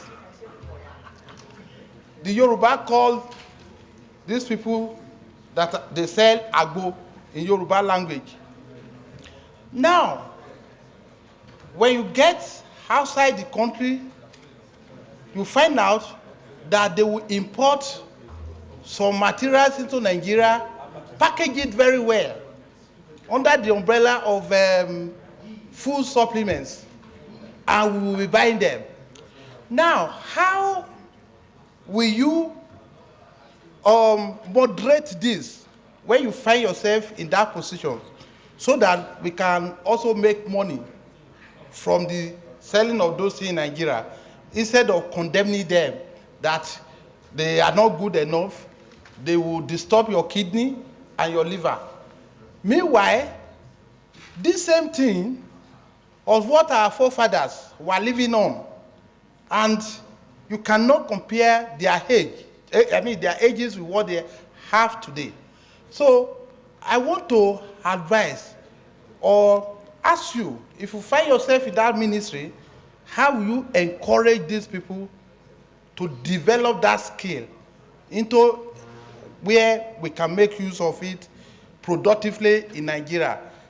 Secondly, this is a question to you for learning purpose. Now, in the course, I can see your CV very robust. I want to ask, what has been your greatest strength in the course of carrying out all these assignments? And lastly, what has been your greatest weakness in the process of carrying out this responsibility? Thank you very much.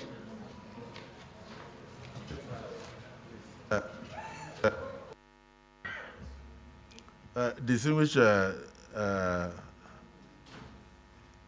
Sadiku.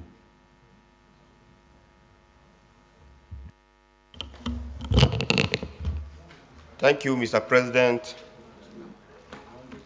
Distinguished colleagues, first I want to start by congratulating the nominee and also appreciate Mr. President for keep supplying us with credible nomination up to this moment. Mr. Nominee, my questions borders especially on the inadequate working tools in our hospitals. You can see also that we have not just poor services, but we have poor distribution of available workforce. And recently, in Lagos, we lost a medical doctor to an unavoidable incidents. So is this now becoming a culture in our hospitals that even the maintenance of the existing infrastructure are becoming a problem? So what are you going to profile as a medical doctor going in to contribute to the workforce of the Federal Executive Council that can make or supply the needed solution to some of these challenges? It is not just in Lagos, but because it happened to a medical doctor last week, it became a news. So I need your answer. Thank you, Mr. President.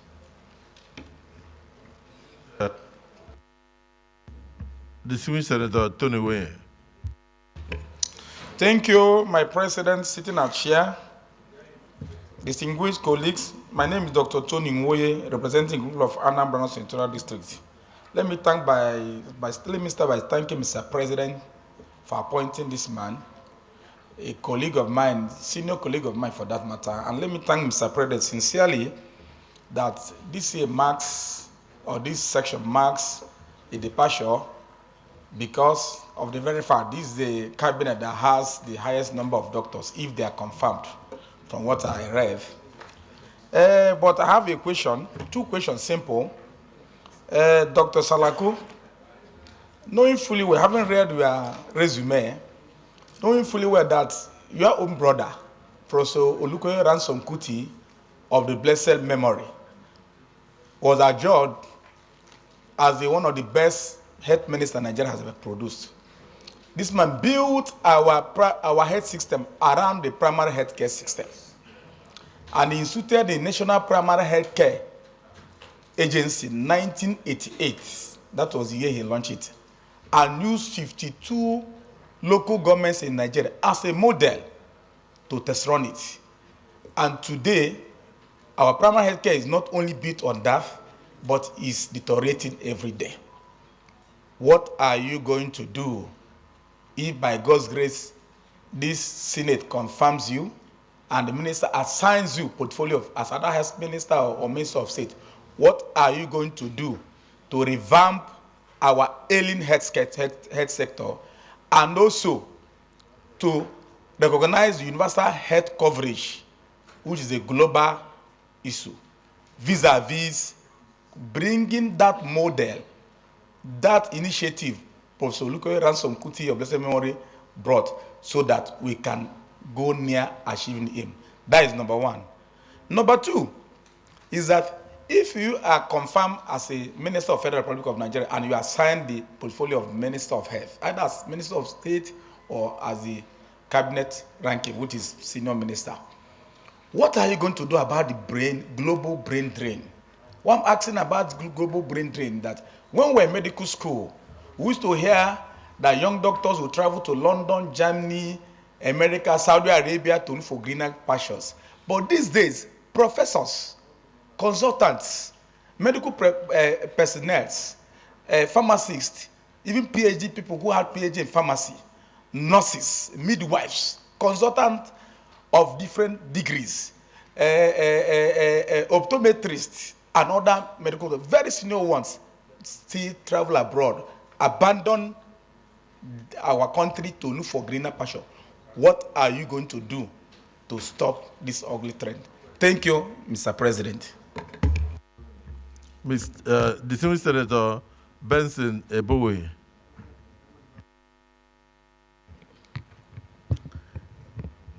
Your Excellency, the President of the Senate, and my distinguished colleagues, I want to ask the nominee, looking at where I come from,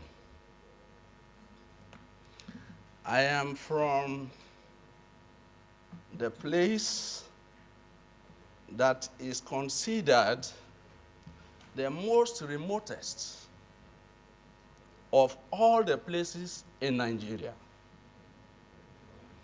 and so cut off from the events that are happening in the midstream of Nigeria. Now, we are discussing about health issues as it's relating to your resume. I want to just simply ask, as so disadvantaged as I am, and so displaced and mismanaged by Nigeria, in the event this Senate confirms you, will you be able to identify where I come from by way of policy and inclusiveness? Sir, where I come from, if you want to know, is just by the Atlantic Ocean. We share boundaries with America.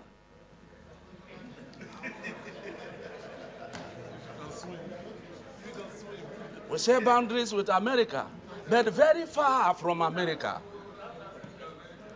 As I speak, for me to get to my village,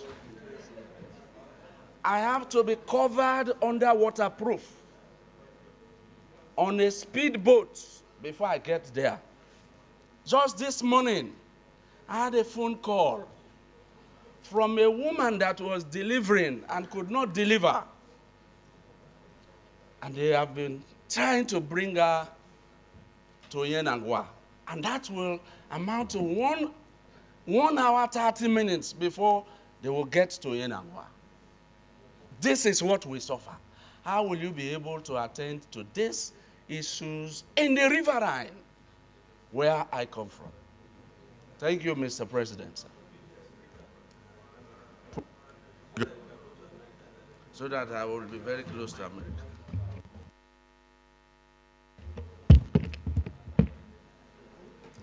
Thank you, Mr. President, sitting as a chair.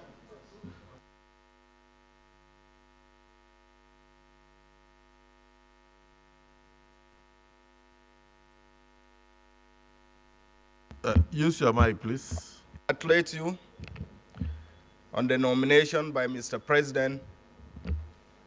Going by your resume, most likely, when you are confirmed by this distinguished Senate, you might be taking care of or you will be leading in the health sector. My question to you is simple. I've had the opportunity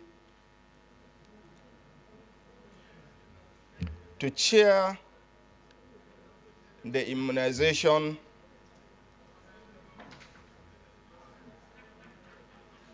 activities in my state when I was the deputy governor. And from the series of meetings I attended, the immunization coverage, especially year in, year out, despite the sensitization, especially in the north, the coverage is just a little above 6%. The southeast of this country has the highest immunization coverage. When you are confirmed by this distinguished Senate, that's the southeast has about 40%. And you can imagine in the north, we have less than 10% of the immunization coverage. When you are being confirmed, eventually, if you are confirmed by this distinguished Senate, I want to find out from you what policies or what actions are you going to take in order to ramp up the immunization coverage across the country. That is one. Number two, the Gavi is the global action on immunization.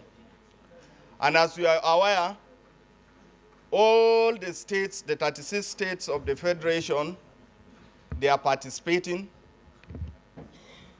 They are stakeholders, and we contribute year in, year out. But however, we have problems in the procurement policies or in the procurement activities, procedures by Gavi. One of the challenges is the Gavi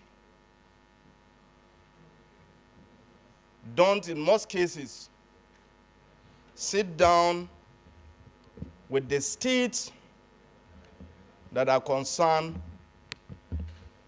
to find out exactly what they need. I give you an example. Last year, Gavi distributed some vehicles, Hiluxes and motorcycles. But to our surprise, most of these vehicles they distributed,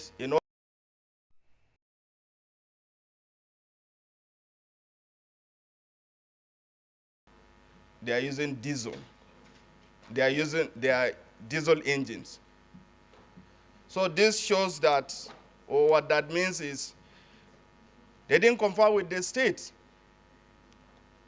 So if you are confirmed, then when we had meetings with them, we complained to them. To all the states that were participating in that stakeholder meeting, complained to them. So what exactly, if you are confirmed by this distinguished Senate,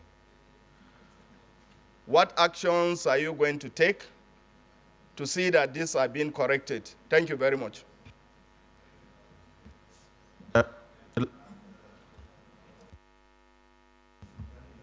The last question, Senator Benga Daniels.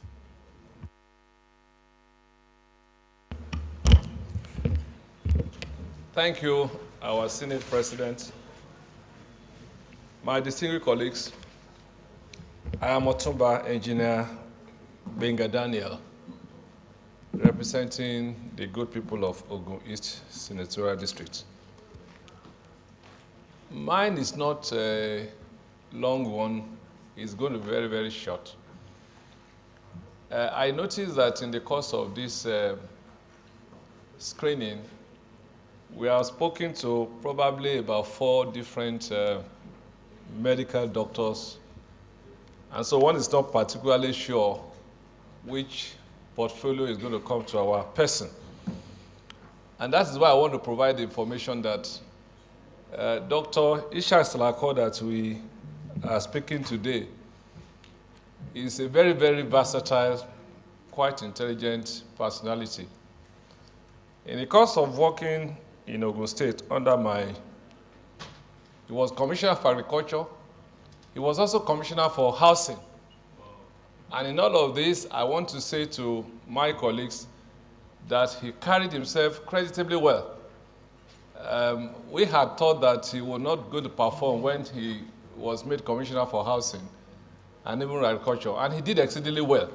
So I just want my colleagues to take note that in Dr. Salako we have a very versatile, very hardworking, very intelligent personality who can hold his own in any portfolio that he is virtually given. Thank you very much.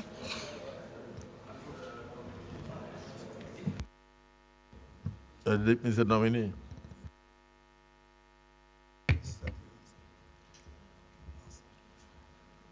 The President of the Senate, once again, thank you very much for the opportunity. The question on National Health Insurance Scheme, which is focusing on why the low coverage and what is the solution to improve the level of coverage. First, I think the 9th Senate have given us one solution by amending the law. Initially, the law of the National Health Insurance Scheme made it optional. If you like, you subscribe. If you don't like, you don't subscribe. The law has now been amended and is now compulsory for you to subscribe to the National Health Insurance Scheme. But that is not going to happen overnight, because health insurance is a culture. It is something that it is not part of our culture, which means that we must spend time on advocacy, on enlightenment, so that people see the benefit of subscribing to health insurance. The other thing is that once they now subscribe and they're able to see, even if it's 20% that is subscribing, and the 80% can see that those 20% are doing better than they are, that is also an incentive for increased subscription. So it's something that's going to take time, but I believe that we're on the path to improving health insurance subscription in Nigeria. On the issue of local content in our healthcare system, I did mention that we have a lot to learn from other locations, but our health system must reflect our peculiarities. There's a place for alternative and complementary medicine in our health system. In Ogun State today, under the leadership of Prince Dapo Abiodun, we have the Alternative Health Board, which is to bring the alternative health practitioners into the umbrella that is regulated by government. It is important that the national body, that is the federal government, comes up with policies to encourage this and to ensure this goes down, such that alternative healthcare system is brought formally into the healthcare system of Nigeria. On my greatest strength, well, I always believe in a team play, and I always see myself as a team player. Each place that I've had the opportunity of working, whether civil servants or colleagues who are not civil servants, I've always had the privilege of working amicably in a team manner with everybody, which has helped us a lot in achieving our objectives. On brain drain. Well, brain drain is a very, very big problem in Nigeria. There's no doubt about it. Earlier on today, I was checking the WhatsApp platform of my colleagues that we graduated together from the University of Lagos in 1992. Close to 50% of us are outside Nigeria. There are 105 people on that platform, and out of that 105, 55 are outside Nigeria. That is a reflection of the level of the challenge. But I believe that brain drain is both an economic problem and a non-economic problem. Each time, we have always looked at it from the narrow angle of economy, that people are just traveling because they want better pay. Yes, there's nobody who doesn't want better pay. But job satisfaction, the environment that you work with, the equipment to work with, is also a very important element in encouraging people to leave the country. I believe in tackling the brain drain issue, we need to look at that. Again, we need to also inculcate more the spirit of patriotism from medical schools, from training. Because Nigeria invests a lot in the training of medical professionals.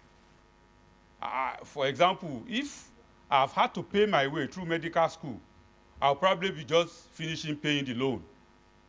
But most of us, we go through medical school almost free, which means that there has to be a system, there has to be a policy, not necessarily forcing people to stay, but encouraging people to stay. I believe that those are the ways we can approach the issue of brain drain. On primary health care, the cornerstone of our health care in Nigeria is the primary health care system. And if you look at the document of President Bola Ahmed Tinubu, his manifesto document titled Renewed Hope, you will see that the cornerstone of the healthcare system that President Bola Ahmed Tinubu wants to implement is with the primary healthcare system. I believe that what we need to do in Ogun State, as an example, under the watch of Prince Dapo Abiodun, one of the things that was done is to ensure that we do not necessarily go ahead building physical structures. Buildings do not deliver health care. You can build the greatest structure in the world. If you do not have the requisite professionals and the requisite equipment to work with, you will not achieve anything. So what it means is that in doing our primary health care system, first we need to structure our physical structures in such a manner that it serves the purpose that is meant to serve. And we also need to bring in a lot more personnel into the primary health care system. We need to encourage the state, we need to encourage the local government to also do that. Distinguished Senator that asked the question about the inclusion of remote areas in the health policy of Nigeria. I want to assure you that from what I've seen from the manifesto document of President Bola Ahmed Tinubu, I think there is inclusion. What is required, first is that, as a specific example of the woman in labor that you spoke about, now we have what we call traditional birth attendants, who are trained to be able to take deliveries. And they're also trained to be able to spot challenges very early. And once you spot challenges early, you can easily move such a patient to a more advanced center so that there can be appropriate intervention. This will be pursued. We also have water ambulances and water transport system that can be provided to move people from such remote locations to better equipped centers. Improvement in the immunization coverage. I want to observe that I believe that there is improvement, even in the north. there is improvement in the immunization coverage in Nigeria. And if you look at recent statistics, you will see that we are on the upward trends. Once again, immunization has a cultural aspect. And until we approach it from that cultural aspect, we bring in people that the grassroots people will listen to, bring in imams, bring in alphas, bring the people that they live with them, that they do very much again for the opportunity, sir. For answering all our questions. You may now step forward and then courtesy and take leave of the Senate.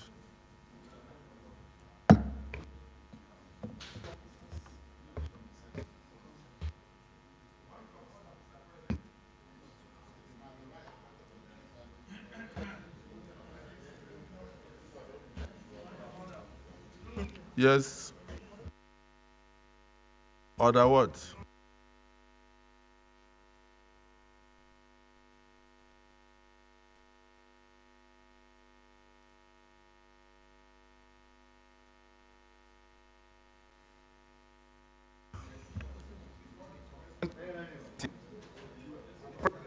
Shall refuse to allow the claim unless he is satisfied that the matter is definite and urgent. Order 51 reads thus: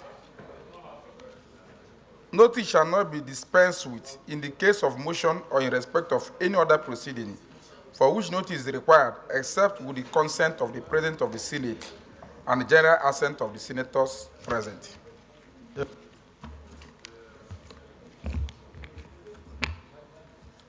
Distinguished Senator, if you notice, you need leave of the Senate before you can take this but that will be at plenary. Well, for now, there is no mess. It's lowered, and there are strangers in the chambers. I want to appeal to you. This Senate, from the look of things, will not be able to conclude the exercise today, so we can allow you to take that motion as the first item on Monday. So you should please try and make sure the clerk, so get the motion, let it be on the other paper.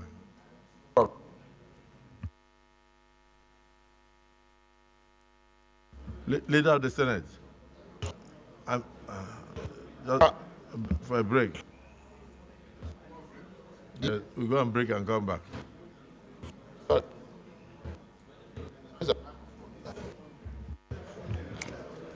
Mr. President, very distinguished colleagues, I will move that